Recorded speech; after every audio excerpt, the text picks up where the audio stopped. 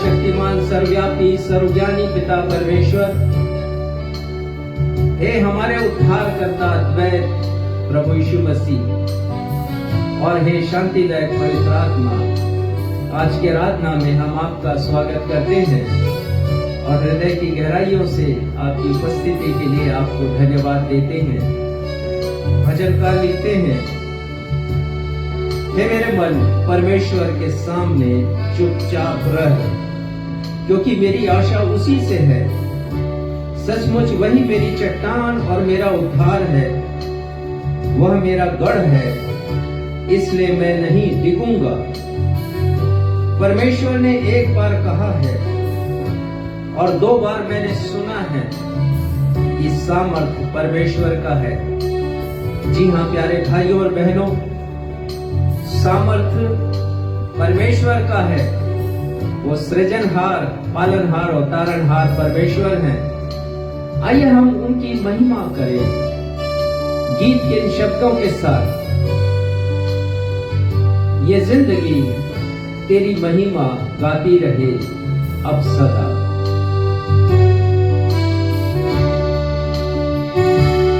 ये जिंदगी तेरी महिमा गाती रहे अब सदा। ये जिंदगी तेरी महिमा गाती रहे अब सदा। जब तक जीऊं तेरी महिमा करता रहूं, ऐ खुदा। जब तक जीऊं तेरी महिमा करता रहूं,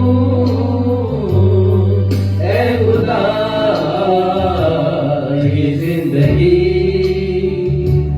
तेरी महिमा गाती रहे अब सदा।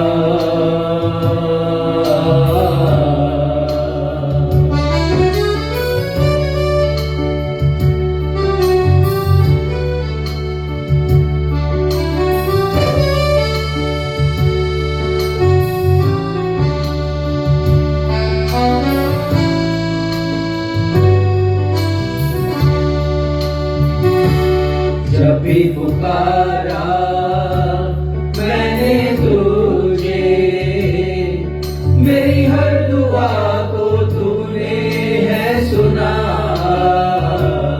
हर एक कदम पर साथ रहा, पास तुझको महसूस किया।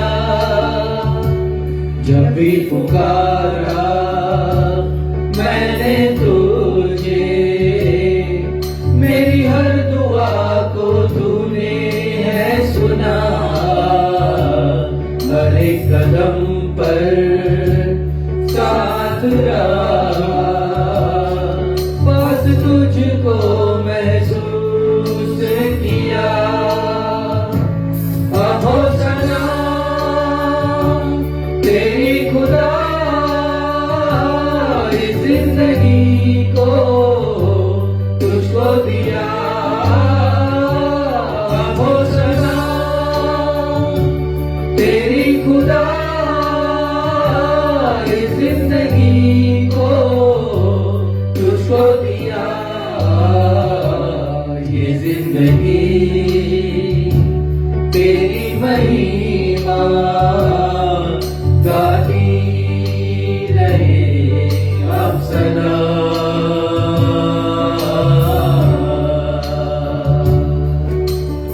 नवजीवन एवंगेलिकल चर्च की 260 ऑन एवं ऑफलाइन रविवारी आराधना में मैं आकांक्षा सक्षम मसीह आप सभी प्रभु भक्तों का अपने उद्धारकर्ता प्रभु यीशु मसीह के अतुल्य नाम में स्वागत करती हूँ एवं आप सबों को जय यीशु, यीशु सहाय, शालोम, जय मसीह की और प्रेज द लॉर्ड कहती हूँ। Praise the Lord. प्रिय भाइयों और बहनों, प्रभु यीशु मसीह ने कहा कि किसी मनुष्य का जीवन उसकी संपत्ति की बहुतायत से नहीं होता है। दूसरे शब्द में हम कह सकते हैं कि किसी मनुष्य का जीवन उसकी सफलताओं और उपलब्धियों से परिपूर्ण नहीं होता है। बाइबल कहती है, संसारिक रूप से प्राप्त सफलताएं, उपलब्धियां, पुरस्कार, धन संपत्ति तब तक मायने नहीं रखती जब तक हम उनमें सब आशीषों के असली हकदार परमेश्वर पिता को शामिल नहीं करें। यदि कोई मनुष्य जीवन में प्राप्त सफलताओं और उपलब्धियों से इतना प्रसिद्ध हो जाए कि विश्व के सारे लोग उससे जानने लगे, तो ऐसे मनुष्य को क्या फायदा यदि मौत के पश्चात प्रभु यीशु मसीह उससे कहे कि मैं तुम्हें नहीं जानता। आज हमारे पास्टर साहब इसी विषय पर आपको संदेश प्रदान करेंगे, अतः आज के संदेश को अवश्य सुनिएगा। आइए हम सब आज के संदेश से ताल्लुक रखता हुआ एक गीत गाएं। गीत के शब्द है, भजता क्यों नहीं रे मन मूरख यीशु नाम सच्चा नाम।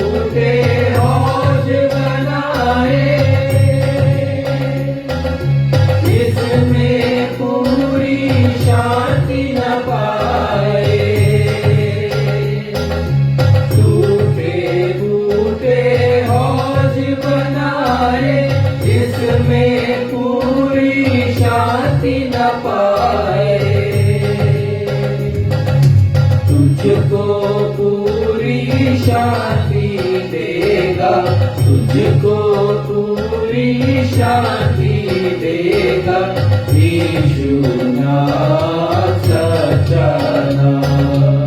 पार करेगा जीवन नैया, पार करेगा जीवन नैया यीशु नाम सच्चा नाम।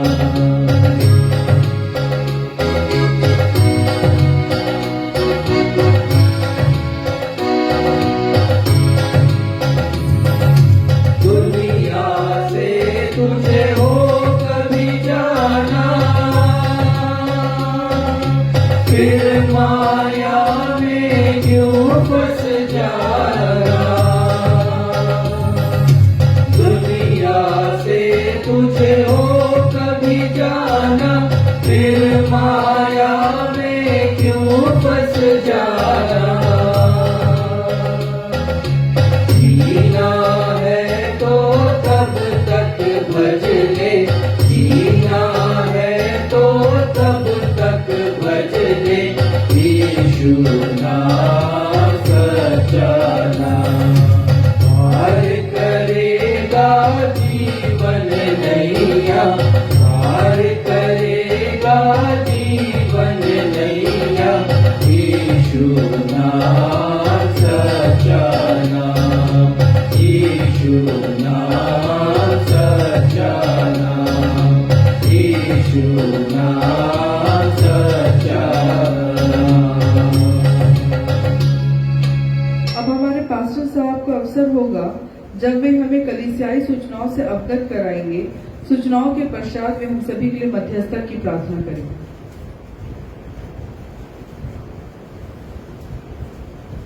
नवजीवन इवेंजलिकल चर्च की 260वीं 260th ऑन एवं ऑफलाइन आराधना में मैं पास्टर राजेश मसीह आप समस्त प्रभु भक्तों का जो इस समय फेसबुक पर ऑनलाइन उपस्थित हैं या आने वाले दिनों में मैसेंजर, व्हाट्सएप या यूट्यूब पर भेजे जाने वाले वीडियो को देखकर हमारी आज की ऑनलाइन रविवारी आराधना में उपस्थित होंगे, सभी का मैं स्वागत करता हूं और आप सभी को मैं प्रेज द लॉर्ड कहता हूं। Praise the Lord. सूचना इस प्रकार से है, आप सभी से निवेदन है कि कृपया आप सब मेरी पत्नी बीना के लिए प्रार्थना कीजिएगा। उनके बाईं आंख की दृष्टि समाप्त हो गई है। 30 अप्रैल को शंकर नेत्रालय में उनके आंखों की जांच की जानी है।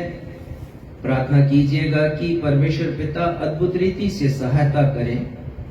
कृपया हमारी सुरक्षित यात्रा, खान पान एवं सुरक्षित निवास एवं आर्थिक जरूरतों के पूरा होने के लिए भी प्रार्थना कीजिएगा। हम सब प्रार्थना करें बहन दुर्गेश्वरी के लिए, दुष्टात्मा से पीड़ित हैं। परमेश्वर पिता प्रभु यीशु मसीह के सामर्थी नाम में उन्हें दुष्टात्मा की शक्तियों से छुटकारा प्रदान करें। बहन धर्मा के लिए प्रार्थना करते हैं कि वो विश्वास में स्थिर रहें। हम प्रार्थना करते हैं भाई राजकुमार और उनकी पत्नी प्रभु के अनुग्रह में आगे बढ़ें। प्रार्थना करते हैं बहन ज्योति के लिए कि जो मजदूरी उन्होंने की है और ठेकेदार ने अनावश्यक रीति से उनके पैसे को रोक रखा है, तो वो ठेकेदार उनके पैसे को दे और किसी नए स्थान में उनकी वो मजदूरी कर सके। हम प्रार्थना करते हैं डॉक्टर महेंद्र कुमार के लिए। फिर से कहूंगा डॉक्टर महेंद्र कुमार प्रेमी के लिए। फिलहाल वो रविशंकर विश्वविद्यालय में दर्शन शास्त्र के असिस्टेंट प्रोफेसर हैं, परंतु अस्थायी रूप से वहां पर काम कर रहे हैं। उन्होंने निवेदन किया है कि उनकी स्थायी नौकरी किसी भी अन्य यूनिवर्सिटी में जहां पर भी वैकेंसी हो लग सके। साथ ही हम धन्यवाद देते हैं अपने भाई सुभाष चंद्र दास के लिए, जिनका स्वास्थ्य खराब था और उनके लिए हम प्रार्थना कर रहे थे, लेकिन कल मैं उनसे मिला, उनके लिए प्रार्थना की और मैंने पाया कि पहले से वो बेहतर है। परमेश्वर के नाम की महिमा हो और परमेश्वर पिता उन्हें फिर से पूर्ण रीति से चंगाई प्रदान करें, ये हमारी प्रार्थना है। आइए इन सारे निवेदनों को हम अपने उद्धारकर्ता प्रभु यीशु मसीह के अतुलनीय नाम में परमेश्वर पिता के सिंहासन के समक्ष रखें। ये हमारे सर्व सामर्थी, सर्वज्ञानी, सर्वव्यापी, अद्वैत पिता परमेश्वर अपने उद्धारकर्ता प्रभु यीशु मसीह के अतुलनीय नाम में कलीसिया इस समय आपके सन्मुख है। इन सारे निवेदनों को हम आपके सन्मुख लेकर आते हैं। प्रार्थना करते हैं पिता, कल जबकि मैं अपनी पत्नी को लेकर के जाता हूँ चेन्नई, आपकी कृपा बनी रहे और होने दीजिए पिता हम सुरक्षित पहुंचे और वहाँ अच्छे से जांच हो सके उनके आंखों की, और कोई भी ऐसा मेजर इशू नहीं आए पिता जो तकलीफ दे हो सके और आर्थिक रीति से भी हमारे लिए कष्टप्रद हो सके। पिता, हम अन्य शेष सारे निवेदनों को आपके सिंहासन के समक्ष अपने उद्धारकर्ता प्रभु यीशु मसीह के नाम में रखते हैं। जैसे जिसकी आवश्यकता है पिता, उसे आप पूरा करें, और जिन्हें चंगाई की आवश्यकता है पिता, उन्हें चंगाई प्रदान करें। आगे की आराधना को आपके सामर्थ्य हाथों में सौंपते हुए अपने इस निवेदन को आपके बेटे हमारे उद्धारकर्ता प्रभु यीशु के नाम से मांगते हैं। सुनिए और स्वीकार कीजिए। हम सब कहें आमीन। आमीन। हम सब प्रभु की प्रार्थना कहेंगे। हे हमारे पिता, आप जो स्वर्ग में हैं, आपका नाम पवित्र माना जाए, आपका राज्य आए, आपकी इच्छा जैसे स्वर्ग में पूरी होती है वैसे इस पृथ्वी पर भी पूरी हो। हमारे दिन भर की रोटी आज हमें दीजिए, और जैसे हमने अपने अपराधियों को क्षमा किया है वैसे हमारे अपराधों को क्षमा कीजिए। हमें परीक्षा में नहीं डालिए बल्कि बुराई से बचाइए, क्योंकि राज्य, पराक्रम और महिमा सदा आपके हैं। आमीन।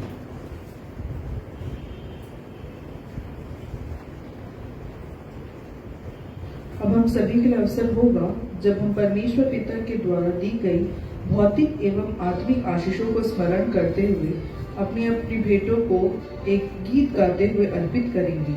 गीत के शब्द है, कभी भी यीशु न छोड़ेगा, कभी भी यीशु न त्यागेगा।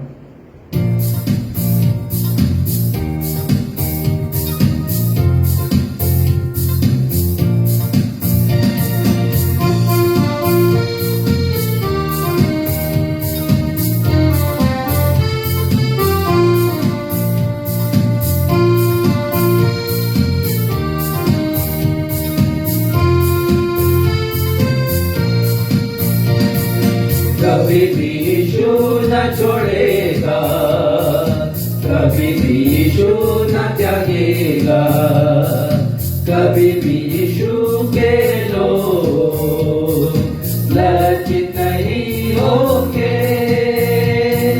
कभी भी यीशु न छोड़ेगा, कभी भी यीशु न त्यागेगा, कभी भी यीशु के लज्जित नहीं होंगे।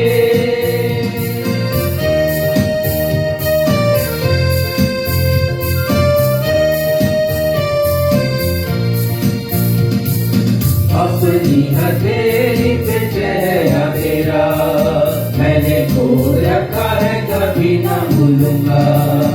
अपनी हथेली पे चेहरा तेरा मैंने खोद रखा है, कभी ना भूलूंगा। अपनी आंखों की पुतली समान रखता हूँ मैं पूरा तेरा ध्यान। अपनी आंखों की पुतली समान रखता हूँ मैं पूरा तेरा ध्यान। कभी भी यीशु न छोड़ेगा, कभी भी यीशु न त्यागेगा, कभी भी यीशु के लोग लज्जित नहीं होंगे, लज्जित नहीं होंगे, लज्जित नहीं होंगे। भेंटों के लिए धन्यवाद की प्रार्थना में क्षितिज मसीह करें।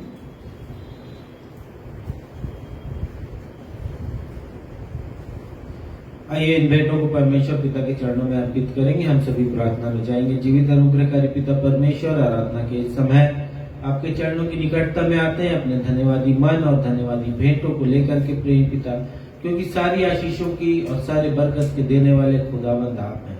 प्रभु जी, हम अपनी क्षमता से, अपनी सामर्थ्य से कुछ भी नहीं कर सकते यदि उसमें आपकी आशीष न मिली हो प्रेम पिता, आपकी दया की दृष्टि न मिली हो, क्योंकि हम बलहीन है प्रेम पिता, और आपका अनुग्रह ही हमें बल प्रदान करता है। इसलिए हम जीवन में अपने कामों में जीविका उपार्जन करते हैं प्रेम पिता। हम धन्यवाद देते हैं कि आप हमारे जीवनों में ऐसे अवसर लाते हैं जब हम आनंद और खुशियों से भर जाते हैं। हम धन्यवाद देते हैं प्रेम पिता उन भाइयों बहनों के लिए जिन्होंने आनंद को मनाते हुए आपको धन्यवादी भेंटों को अर्पित किया है।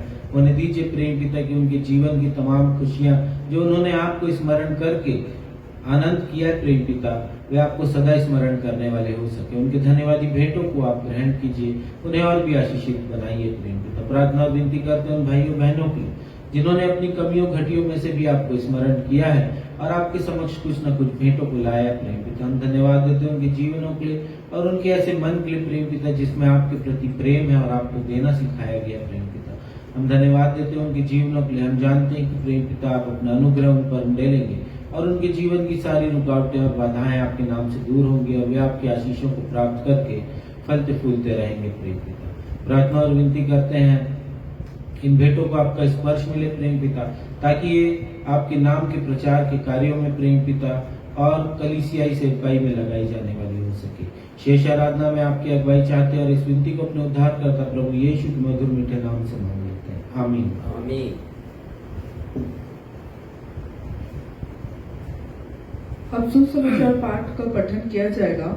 आज का सुसमाचार का पाठ पाया जाता है लूका रचित सुसमाचार अध्याय 12 पद 15 से लेकर 21 तक, जिसे पढ़ने में अगुवाई रेवरेंड राजेश मसीह करेंगे।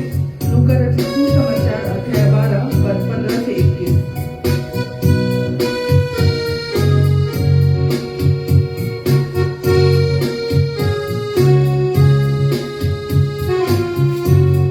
आज का सुसमाचार का पाठ लूका रचित सुसमाचार उसका 12वां अध्याय पद संख्या 15 से लेके पद संख्या 21 तक। और यहां इस प्रकार लिखा है, और यीशु ने उनसे कहा, चौकस रहो और हर प्रकार के लोभ से अपने आप को बचाए रखो, क्योंकि किसी का जीवन उसकी संपत्ति की बहुतायत से नहीं होता। यीशु ने उनसे एक दृष्टांत कहा कि किसी धनवान की भूमि में बड़ी उपज हुई। तब वो अपने मन में विचार करने लगा कि मैं क्या करूं, क्योंकि मेरे यहां जगह नहीं जहां अपनी उपज इत्यादि रखूं।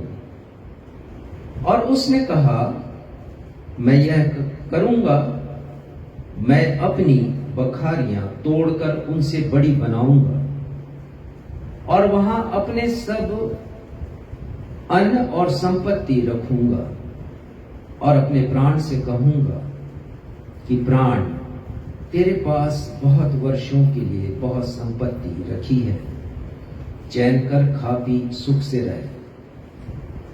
परंतु परमेश्वर ने उससे कहा, हे मूर्ख, इसी रात तेरा प्राण तुझसे ले लिया जाएगा, तब जो कुछ तूने इकट्ठा किया है वह फिर किसका होगा। ये प्रभु यीशु ख्रिस्त का सुसमाचार है। हे प्रभु यीशु ख्रिस्त, आपके नाम की महिमा हो, कलीसिया कहे आमीन आमीन।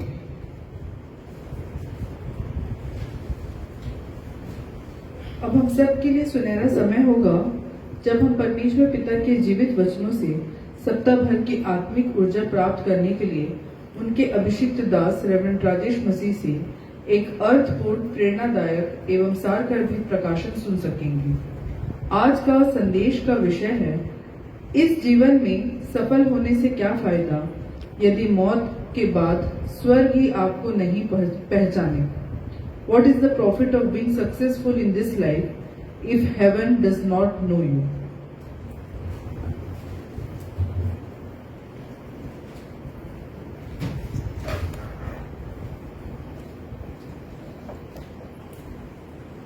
आज का विषय आपने सुन लिया। मैं फिर से दोहराऊंगा, इस जीवन में सफल होने से क्या फायदा यदि मौत के बाद स्वर्ग ही आपको नहीं पहचाने। What is the profit of being successful in this life if heaven does not know you?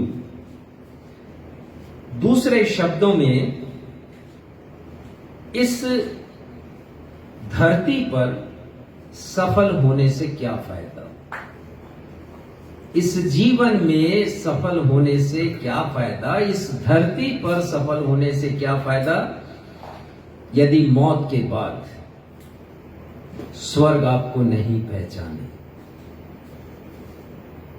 इसे इस रीति से भी कहा जा सकता है इस पृथ्वी पर प्रसिद्ध खिलाड़ी, प्रसिद्ध कलाकार, प्रसिद्ध संपन्न व्यवसायी, प्रसिद्ध उद्योगपति या प्रसिद्ध साहित्यकार होने से क्या लाभ, क्या फायदा, यदि प्रभु यीशु मसीह आपकी मौत के बाद जब आप उनके पास पहुंचे तो वो कहें कि मैं तुम्हें नहीं जानता। मत्ती 25:12 में प्रभु यीशु मसीह ने कहा उस दृष्टांत में उन 5 कुंवारियों से जो तैयार नहीं थी दूल्हे के आगमन के लिए विवाह घर में जाने के लिए, और दूल्हे ने उनसे कहा मैं तुम्हें नहीं जानता, और द्वार बंद किया गया। लज्जित होना पड़ा उन्हें। इस विश्व में यदि कोई इतना मशहूर हो जाए, इतना प्रसिद्ध हो जाए कि उसे करोड़ों लोग जानने लगे, उसके व्यक्तित्व के दीवाने बन जाए, उसको व्हाट्सएप, इंस्टाग्राम, यूट्यूब और एक्स, ट्विटर पर फॉलो करने लगे, ये हो रहा है। करोड़ों करोड़ों लोग किसी के व्यक्तित्व पर इतने दीवाने हो जाते हैं, दीवानगी छा जाती है कि उसके फॉलोअर बन जाते हैं। लेकिन इतना अधिक मशहूर हो जाने, प्रसिद्धि के चरमोत्कर्ष पर पहुंच जाने के पश्चात यदि वह व्यक्ति मर जाए और प्रभु यीशु मसीह के न्याय के सिंहासन के सामने पहुंचे और प्रभु यीशु उससे कहें, निकालिए लूका 13 उसका 27वां पद पढ़िएगा।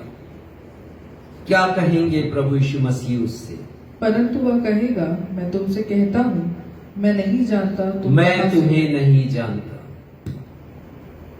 धरती पर मशहूर होने से क्या फायदा यदि स्वर्ग आपको नहीं पहचाने। यदि प्रभु यीशु मसीह कहे कि मैं तुम्हें नहीं जानता, इसका कोई अर्थ नहीं कि जब आप जीवित थे, इस धरती पर थे, तो करोड़ों लोग आपके प्रशंसक थे, करोड़ों लोग आपके दीवाने थे, आप सेलिब्रिटी थे इस दुनिया में, अद्भुत व्यक्तित्व था। लेकिन मौत के बाद जब यीशु के पास पहुंचे हैं तो यीशु कह रहे हैं मैं नहीं जानता, और आगे क्या कह रहे हैं? हे कुकर्म करने वालों, तुम सब मुझसे दूर रहो। प्रभु यीशु मसीह कहते हैं कि तुम सब मुझसे दूर रहो, मैं तुम्हें नहीं जानता कि तुम कहां के हो। कितनी अद्भुत बात परमेश्वर के वचन में। इस दुनिया में मशहूर होने से क्या फायदा यदि स्वर्ग आपका नाम नहीं पहचाने। प्रभु यीशु मसीह आपसे कहे कि मैं तुम्हें नहीं जानता, तुम कहां के हो, मेरे सामने से चले जाओ। डॉक्टर बिली ग्राहम 20वीं सदी के मशहूर प्रचारक रहे। हजारों लाखों आत्माओं को उन्होंने यीशु के लिए जीता है।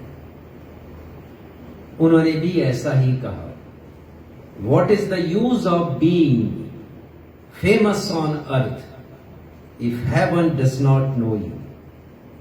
उन्होंने कहा, धरती पर मशहूर हो जाने से क्या फायदा यदि स्वर्ग आपका नाम नहीं जानता।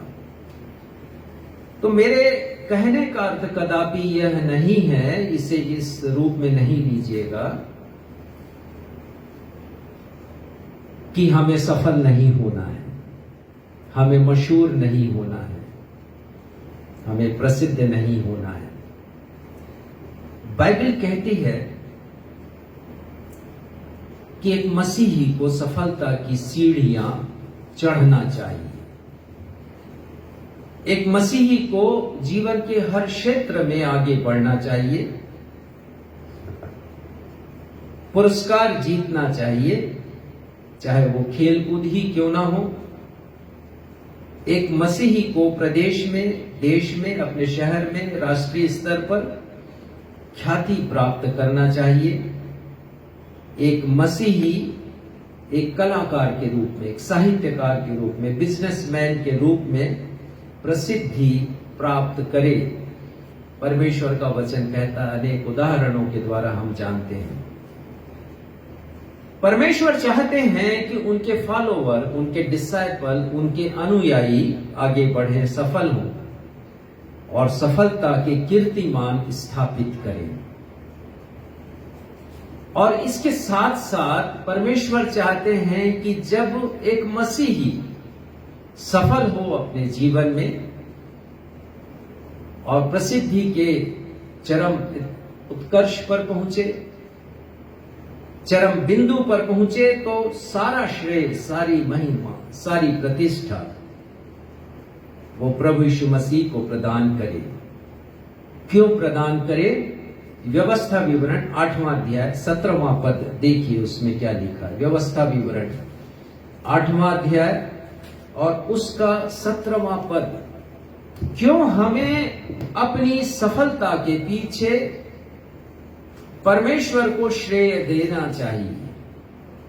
क्यों अपनी सफलता में, अपनी उपलब्धियों में परमेश्वर के योगदान को शामिल करना चाहिए? पढ़िएगा व्यवस्था विवरण 8 उसका 17वां पद।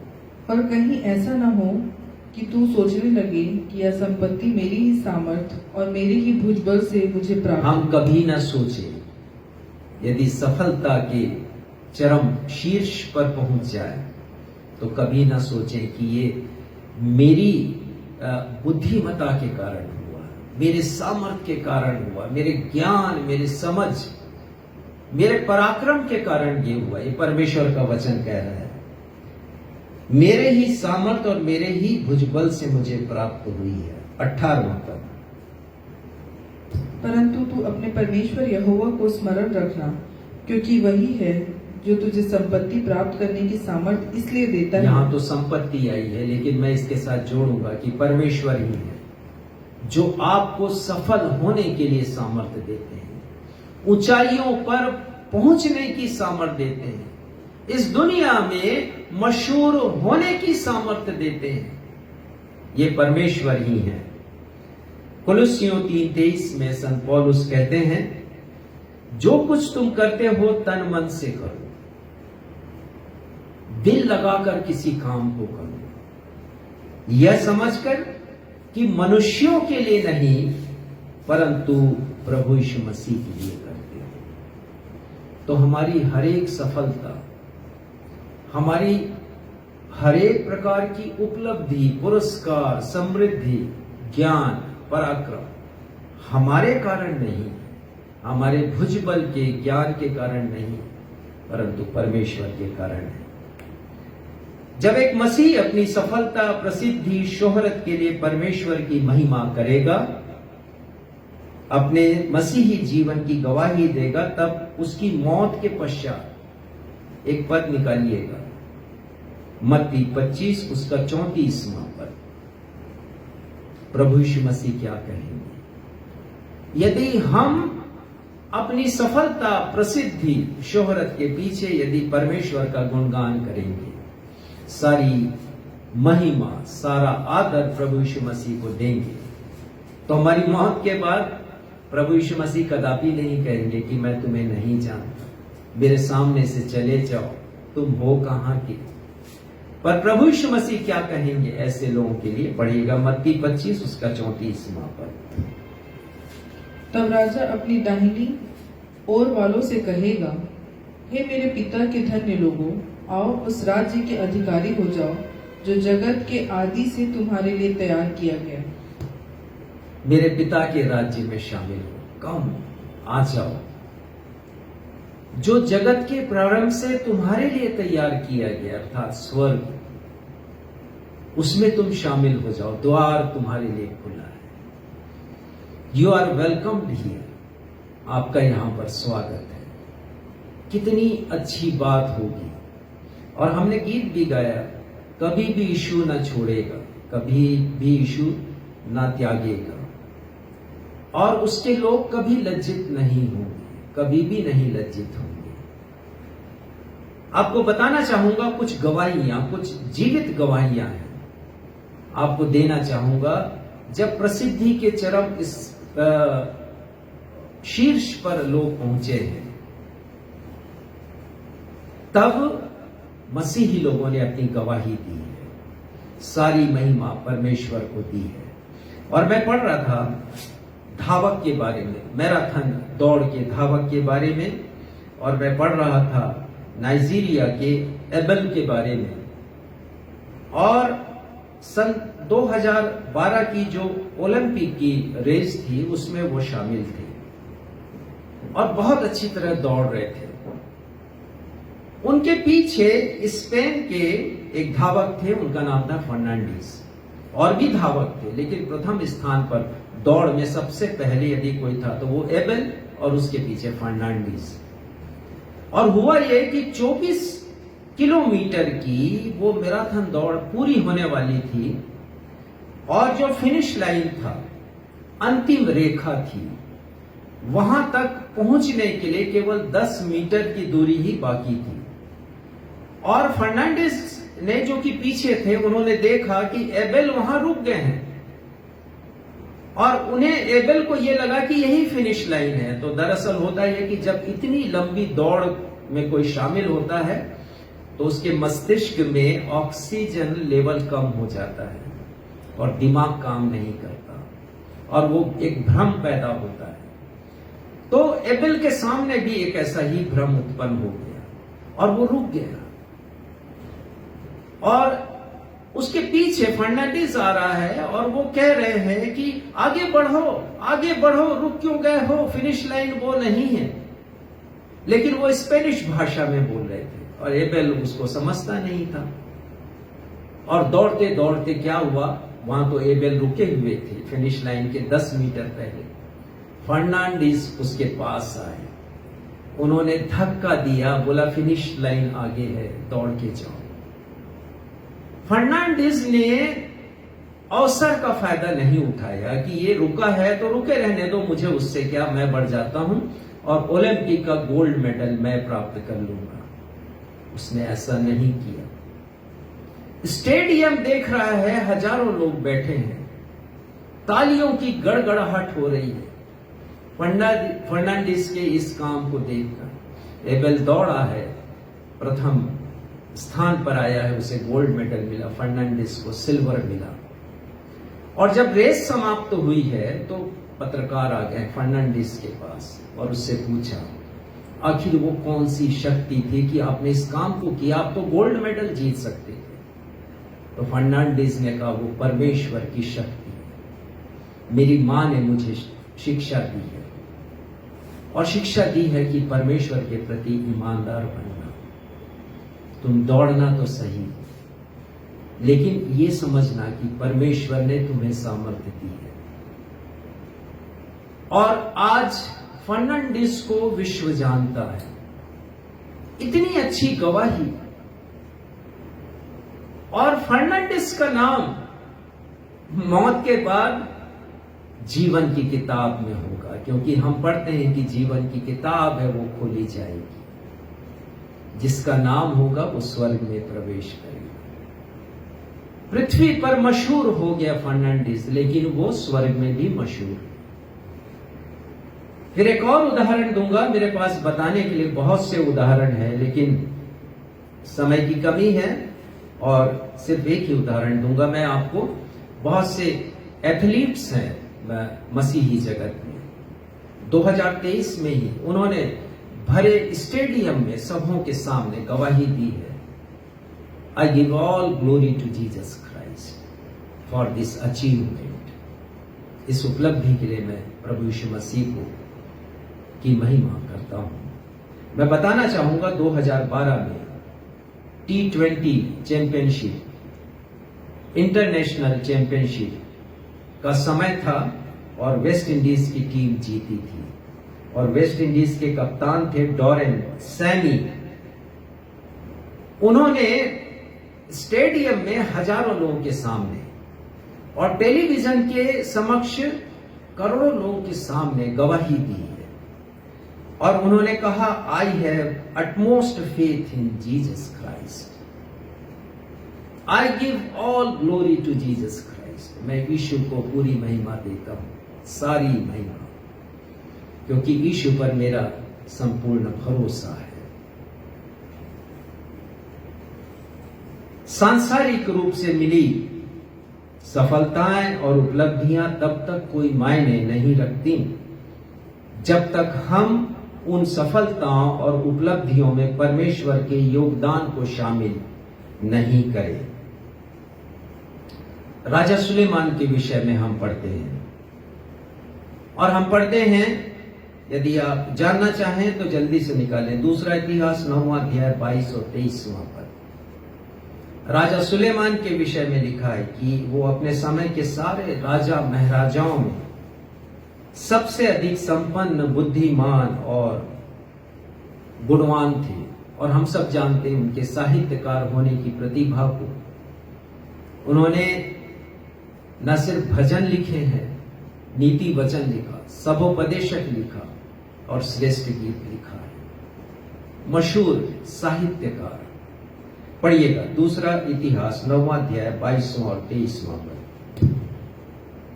जो राजा सुलेमान धन और बुद्धि में पृथ्वी के सब राजाओं से बढ़कर हो गया। इतनी शोहरत मिली सुलेमान को पृथ्वी के सारे राजाओं में, महाराजाओं में। सबसे अधिक प्रसिद्ध और महान यदि कोई हुआ तो सुलेमान। उस जमाने की बात बाइबल में लिखी है। और यहां तक कि शीबा देश की रानी उससे मिलने के लिए आई। जब उसने उसके बुद्धिमत्ता के बारे में सुना, उससे मिलने आई और वो अपने आप को बहुत बुद्धिमान समझती थी। यदि आप 9वां इसी अध्याय के पहले पद को पढ़ेंगे तब पता चलेगा। तो वो ढेर सारे प्रश्नों को लेकर के आई, रिडल्स को, और उसने परखा सुलेमान को। प्रश्न पूछे उसने और हर एक प्रश्न का उत्तर सुलेमान ने दिया। इतना बुद्धिमान राजा। प्रसिद्ध होना चाहता था, प्रसिद्ध हो भी गया। लिखा है कि पृथ्वी के उस समय के सारे राजा महाराजाओं में सबसे गुणवान था, सबसे महान था। परंतु उसने क्या कहा? नीति वचन सबोपदेशक 7वें अध्याय के पहले पद में, परमेश्वर की दृष्टि में एक अच्छा नाम अनमोल इत्र से उत्तम है। तो परमेश्वर की दृष्टि में महान हो, पृथ्वी पर शोहरत पाने, पृथ्वी पर महान होने से क्या लाभ यदि स्वर्ग आपको नहीं पहचाने मौत के बाद। प्रभु यीशु मसीह ने कहा, हम आज के सुसमाचार पाठ पर आ जाएं। लूका 12 उसका 15वां पद हम पढ़ेंगे। आज का सुसमाचार का पाठ लूका 12 उसका 15वां पद, और अब हम इसी पर ध्यान केंद्रित करेंगे।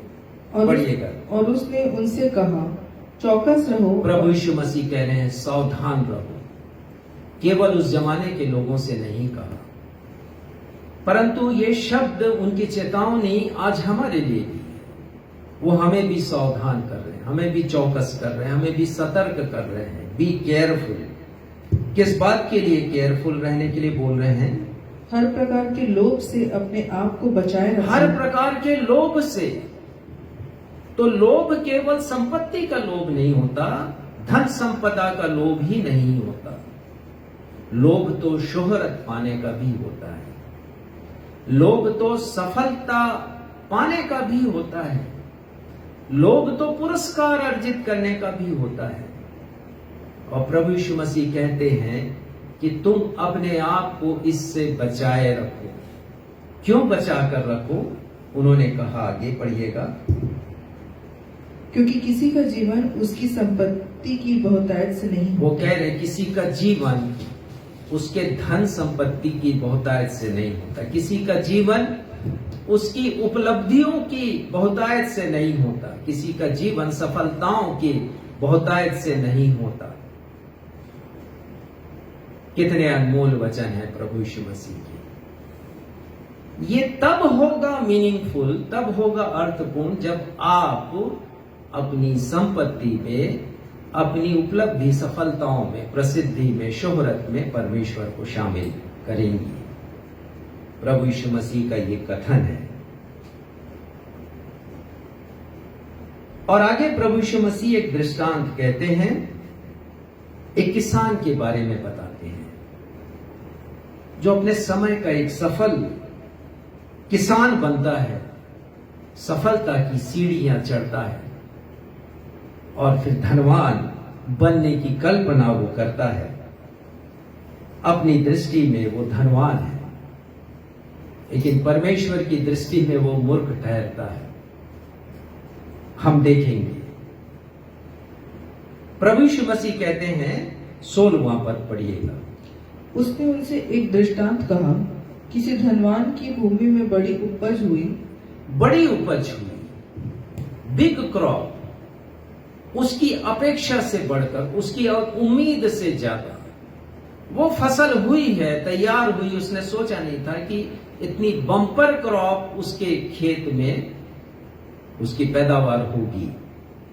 और आगे, तब वह अपने मन में विचार करने लगा, तब वो अपने मन में विचार करने लगा। ये किसान स्वयं की दृष्टि में और संसार की दृष्टि में एक सफल किसान। इस दुनिया में बहुत से लोग हैं जो अपनी नजर में, अपने दृष्टि में और संसार की दृष्टि में सफल होना चाहते हैं। और यदि कोई है जो इस संदेश को सुन रहा है, तो आज इस वचन को सुन ले जिसका प्रचार मैं कर रहा हूं।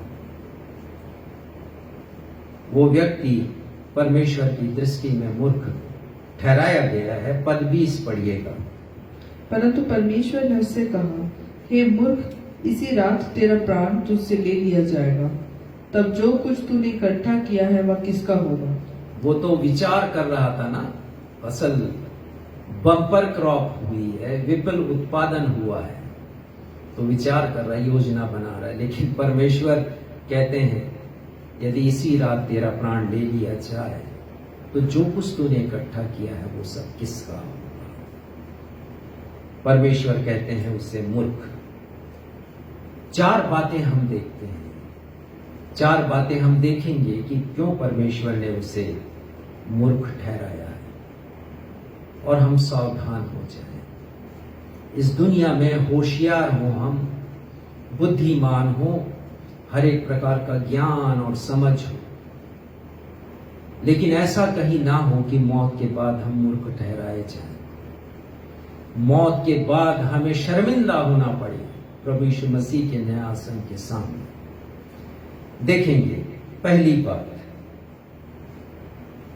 वो क्यों मूर्ख ठहराया गया है, हम देखेंगे। वो इसलिए मूर्ख ठहराया गया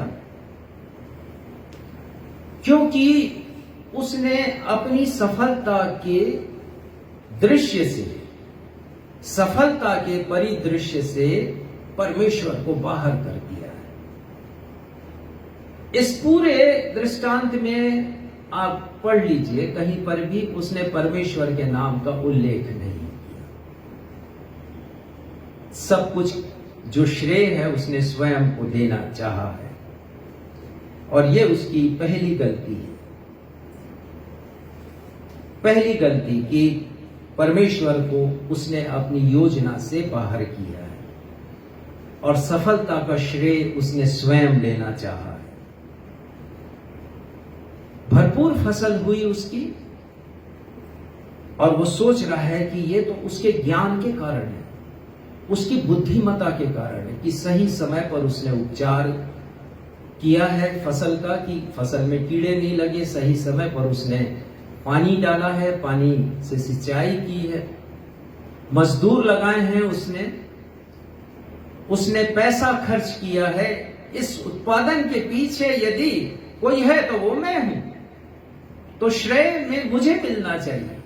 ये मेरी टेक्नोलॉजी का परिणाम है, ये मेरा जो तकनीकी ज्ञान है उसके कारण ये सफलता मुझे मिली है। समय समय पर मैंने निंदाई गुड़ाई कराई है, फर्टिलाइजर डाला है, सिंचाई किया है। ध्यान दीजिएगा, पद 17, 18 और 19 में आप गिनिएगा, वो 10 बार मैं, मेरा, अपना और अपनी शब्द का प्रयोग करता है। मैं आप देख लीजिए, मैं 3 बार आया है, मेरा 2 बार आया है, मेरा शब्द, और अपना या अपनी 5 बार आया, कुल मिलाकर के 10 बार। लेकिन वो भूल गया कि जिस भूमि पर उत्पादन हुआ है फसल का, बम्पर क्रॉप उसे मिला है, वो भूमि तो परमेश्वर की है। भूमि तो परमेश्वर ने बनाई है।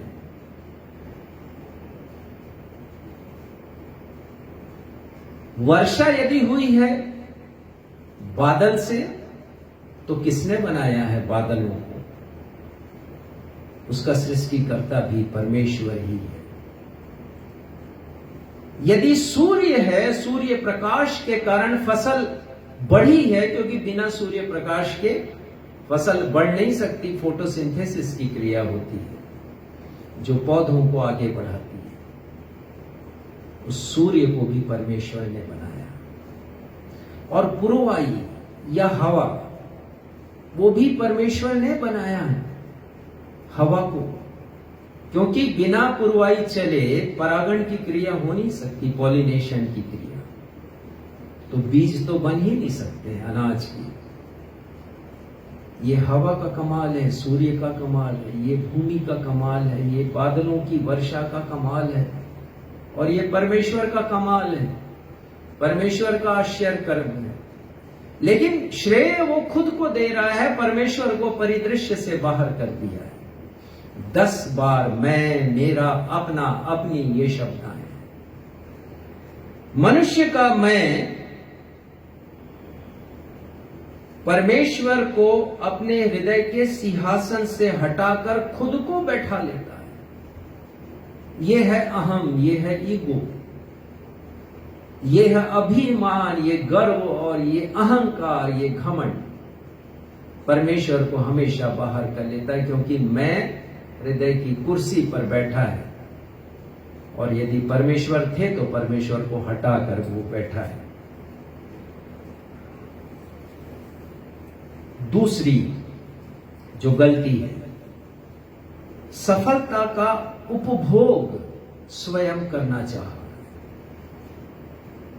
सफलता के पीछे उसने अपनी बुद्धिमत्ता को देखा है, और इसलिए सफलता का उपभोग भी स्वयं करना चाहा है उसने। 19वां पद पढ़िएगा, 19। और अपने प्राण से कहूंगा कि प्राण, तेरे पास बहुत वर्षों के लिए बहुत संपत्ति रखी है। हाँ, अपने प्राण की चिंता है उसे। तेरे पास बहुत वर्षों के लिए बहुत सी संपत्ति रखी हुई है। अपने ही बारे में सोचा है उसने, अपने प्राण के सुख और चैन के बारे में सोचा है, अपने जीवन के बारे में सोचा है। केवल अपनी चिंता उसने की है। और इसीलिए परमेश्वर ने कहा, हे मूर्ख, आज की रात यदि तेरा प्राण ले लिया जाए, हमें सीखने की आवश्यकता है। यदि परमेश्वर प्रदत्त आशीषों को, परमेश्वर प्रदत्त भौतिक आशीषों को, उसका उपयोग हम स्वयं अपने लिए ही करना चाहें, तो परमेश्वर की दृष्टि में हम कभी भी बुद्धिमान नहीं होंगे, मूर्ख होंगे। क्योंकि मौत के बाद जब हम पहुंचेंगे स्वर्ग के द्वार पर, तो स्वर्ग कहेगा कि मैं तुम्हें नहीं जानता, मैं तुम्हें नहीं पहचानता। पहला यूहन्ना 3 अध्याय 17वें पद में लिखा है साफ साफ, जिस किसी के पास संसार की संपत्ति हो और वह अपने भाई को कंगाल देकर उस पर तरस खाना ना चाहे, तो उसमें परमेश्वर का प्रेम कैसे बना रह सकता है। इसे तो सोचना चाहिए था कि परमेश्वर ने ये सब कुछ मुझे दिया है, तो मैं भी अपनी इन आशीषों को जरूरतमंदों के साथ बांटूंगा। परमेश्वर ने केवल मेरे उपभोग के लिए नहीं दिया है। प्रभु यीशु मसीह ने एक और दृष्टांत कहा है, लूका में ही 16वें अध्याय में हम पढ़ते हैं, हम जाएंगे नहीं, बताना चाहूंगा धनवान और लाजर के बारे में। धनवान की डेवड़ी पर लाजर बैठा करता था। वो बीमार था, घावों से भरा हुआ था, शायद कैंसर रोग रहा होगा उसे। कुत्ते उसके घाव को चाटा करते थे, उसके द्वार पर बैठा करता था। लिखा है कि जो चूर चार उसकी मेज से गिरते थे, अर्थात झूठा भोजन, वो उसको देता था, जिसको कुत्तों के साथ बैठकर वो खाता था। केवल अपने बारे में सोचा उसने। लिखा उसके विषय में कि सुख विलास के साथ रहता था, बैंगनी वस्त्र वो पहना करता था, ऐशो आराम की जिंदगी वो व्यतीत करता था। दोनों की मृत्यु हुई, लाजर अब्राहम की गोद में है और वो नरक की ज्वाला में तड़फ रहा है। इस दुनिया में यदि परमेश्वर ने हमें सफलता दी है, आगे बढ़ाया है, धन संपत्ति दी है, हमें सावधान होने की आवश्यकता है। मनुष्य का जीवन, प्रभु यीशु मसीह ने कहा, उसकी संपत्ति की बहुतायत से, उसके पुरस्कारों से, उसके उपलब्धियों से, उसकी सफलताओं से नहीं होता। उसने सफलता का उपभोग केवल अपने लिए करना चाहा, इसलिए परमेश्वर ने कहा, हे मूर्ख। तीसरी गलती हम देखते हैं, और ये बहुत महत्वपूर्ण उसकी गलती थी, और हम सावधान हो जाएं और हम उसके समान ना सोच रखें, ना विचार रखें, ना उसके समान काम करें। तीसरी चूक उसकी, उसने पृथ्वी पर की योजना बनाई, पृथ्वी पर सफल होने की योजना, लेकिन स्वर्ग जाने की योजना उसने नहीं बनाई है। पढ़िएगा 17वां पद, लूका 13, लूका 12 उसका 17वां पद। तब वह अपने मन में विचार करने लगा, मैं क्या करूं? हाँ, वो योजना बना रहा है, बम्पर क्रॉप हुआ है, भरपूर फसल हुई है, विपुल उत्पादन हुआ उसकी उम्मीद और उसके सोच से बढ़कर, और वो योजना बना रहा है, मैं क्या करूंगा। और आगे, क्योंकि मेरे यहाँ जगह नहीं जहाँ अपनी उपज इत्यादि रखूं। वो योजना बना रहा है सुखी जीवन जीने की।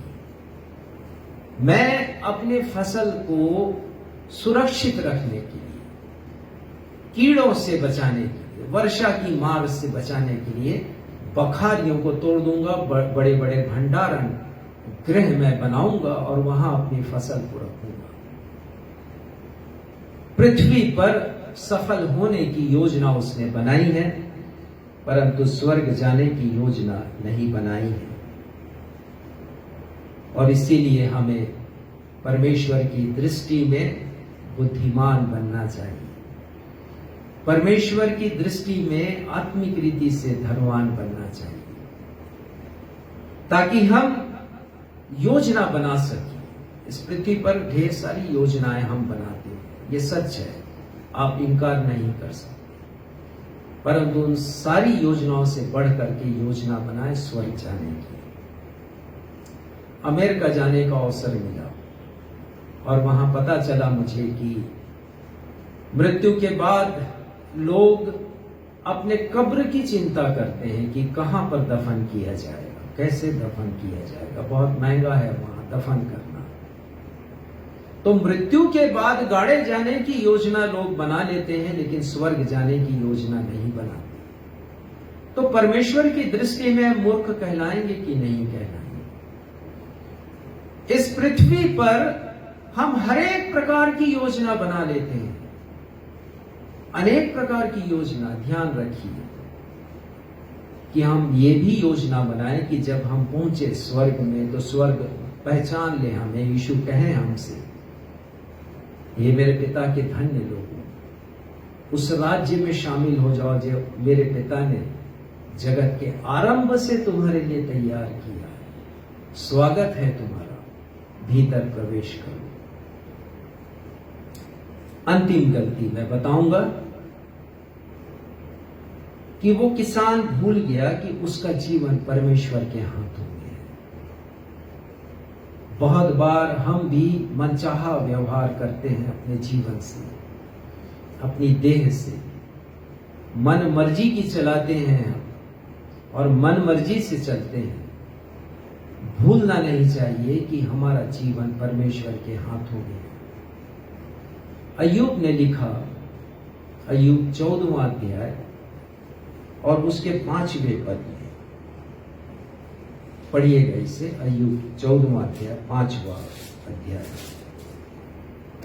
मनुष्य के दिन नियुक्त किए गए हैं और उसके महीनों की गिनती तेरे पास लिखी है, और तू ने उसके लिए ऐसी सीमा बांधी है जिसे वह पार नहीं कर सकता।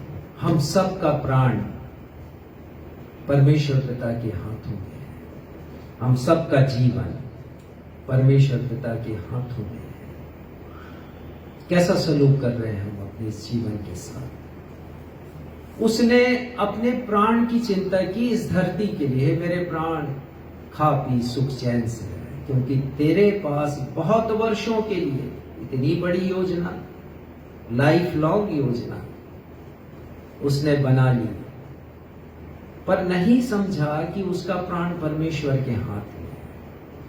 और परमेश्वर कहते हैं 20वें पद में, हे मूर्ख, यदि आज की रात तेरा प्राण ले लिया जाएगा तो जो कुछ तूने इकट्ठा किया है वह किसका होगा। राजा सुलेमान ने लिखा सभोपदेशक 6वें अध्याय के 1 और 2 पद में, एक बुराई मैंने पृथ्वी पर देखी। बुराई के लिए इंग्लिश बाइबल में सीरियस ट्रेजेडी, एक गंभीर बात जो उन्होंने देखी पृथ्वी पर, जो मनुष्यों के लिए बहुत दुखद है, कि किसी मनुष्य को परमेश्वर धन संपत्ति और प्रतिष्ठा यहां तक देता है कि जो कुछ उसका मन चाहता है उससे उसकी कुछ भी घटी नहीं हो। परमेश्वर पिता ही देते हैं, यहां लिखा साफ साफ, परमेश्वर पिता देते हैं धन संपत्ति आशीषें। इतना देते हैं कि किसी किसी मनुष्य को घटी नहीं होती, विपुलता उनके जीवन में होती है, हर चीज का भंडार उनके स्थान पर, उनके घर पर है। लेकिन लिखा है तो भी परमेश्वर उसमें से उसे खाने नहीं देता। हे मूर्ख, प्रभु यीशु मसीह ने इस दृष्टांत में कहा, परमेश्वर कहते हैं यदि आज की रात तेरा प्राण ले लिया जाए तो ये सब किसका होगा। नीति वचन 27:1 पढ़िएगा और आप निकाल लीजिए भजन संहिता 31 उसका 15 वर्ष, भजन संहिता 31 उसका 15वां पद। नीति वचन 27:1 में लिखा है, कल के दिन के विषय में मत फूल। उसने कल की योजना बनाई है, क्योंकि तू नहीं जानता कि दिन भर में क्या होगा। तुझे मालूम नहीं, हमें भी नहीं मालूम पल भर में क्या होगा। भजन संहिता 31 15वां पद पढ़िए। मेरे दिन तेरे हाथ में है, तू मुझे मेरे शत्रुओं और मेरे सताने वालों के हाथ। वो लिखा है यहां पर, मेरे दिन तेरे हाथ में है। My days are in your hand. परमेश्वर पिता मेरे सब दिन, आज का दिन, कल का दिन, आने वाला दिन आपके हाथ में है। लेकिन हम भूल जाते हैं कि हमारा प्राण यहोवा के हाथ में है। बताना चाहूंगा, याकूब, संत याकूब ने लिखा बहुत अच्छा 4 अध्याय में 13वें पद से आगे वो लिखते हैं, तुम जो यह कहते हो कि आज या कल हम किसी और नगर में जाकर वहां 1 वर्ष बिताएंगे, व्यापार करके लाभ उठाएंगे, नाम कमाएंगे, सफलता पाएंगे, योजना बनाते हो तुम कि हम बड़ी बड़ी इंडस्ट्री डालेंगे, व्यापार करेंगे, ये करेंगे, वो करेंगे। परंतु आगे वो लिखते हैं 14वां पद पढ़िएगा।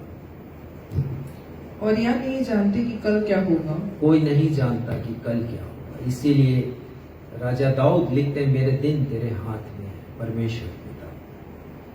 आगे पढ़िए क्या लिखा है, सुन तो लो, तुम्हारा जीवन है ही क्या। तुम तो भाप के समान हो जो थोड़ी देर दिखाई देती है फिर लोप हो जाती है। हाँ, हमारा जीवन वाष्प के समान है, बहुत अल्प जीवन है। और 15 पद में वो लिखते हैं, इसके विपरीत तुम्हें यह कहना चाहिए कि यदि परमेश्वर चाहे, यदि प्रभु चाहे तो हम जीवित रहेंगे, क्योंकि हमारे दिन परमेश्वर के हाथ में है।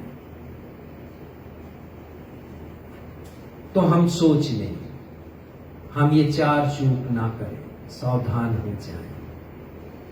परमेश्वर को अपनी योजनाओं के परिदृश्य से बाहर कभी ना करें, अपनी योजनाओं का श्रेय स्वयं नहीं लें।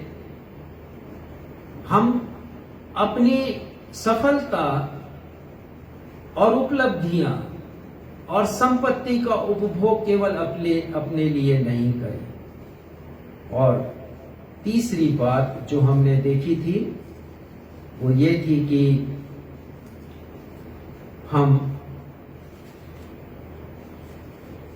क्षमा कीजिएगा, तीसरी बात जो हमने देखी थी, जो उसकी तीसरी गलती थी वो ये थी कि उसने पृथ्वी पर की योजना बनाई लेकिन स्वर्ग जाने की योजना नहीं बनाई। हम ये गलती कभी ना करें। और पांचवी गलती कभी ना भूलें कि हमारे दिन परमेश्वर के हाथों में है, हमारा जीवन परमेश्वर के हाथों में है। कभी भी मौत हमारे जीवन में आ सकती है और इसलिए हम तैयार रहें। यदि जो कुछ हमने इस पृथ्वी पर पाया है, मौत के बाद यदि स्वर्ग में पहुंचे तो हमारे लिए यही कहा जाए कि आपका स्वागत है, आप परमेश्वर के राज्य में शामिल हैं। आज के इस वचन के द्वारा परमेश्वर पिता हम सबों को अपनी आशीषों से परिपूर्ण करे।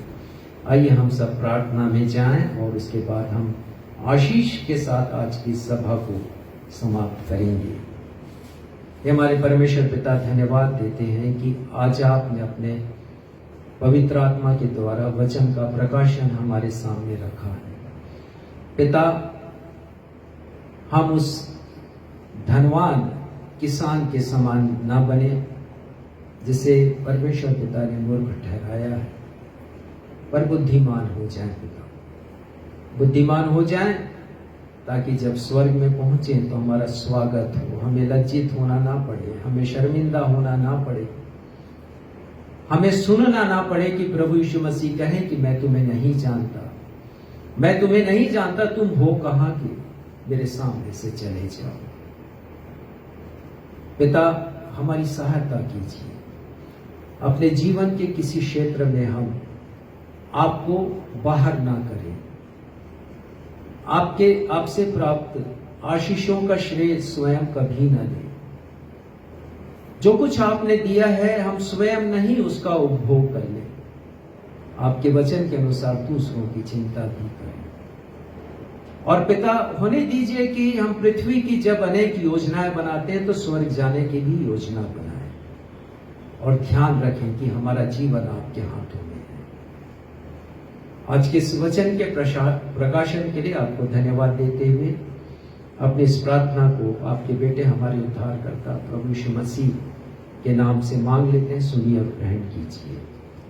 आमीन। आशीष ग्रहण करेंगे। अब मैं आप सबों को परमेश्वर पिता के सुरक्षामयी हाथों में अनुग्रह के वचन के साथ सौंप देता हूं। ये वचन आपके आत्मिक जीवन की उन्नति कर परमेश्वर पिता के चुने हुए लोगों के साथ उत्तराधिकार पाने में सहभागी बना सकता है। अब हमारे अद्वैत पिता परमेश्वर का प्रेम, हमारे उद्धारकर्ता प्रभु यीशु मसीह का अनुग्रह और शांतिदायक पवित्र आत्मा की सहभागिता हम में से प्रत्येक के साथ अब से लेकर हमारे उद्धारकर्ता प्रभु यीशु मसीह के दूसरे आगमन तक हमेशा होती है। हम सब कहें आमीन। जय मसीह।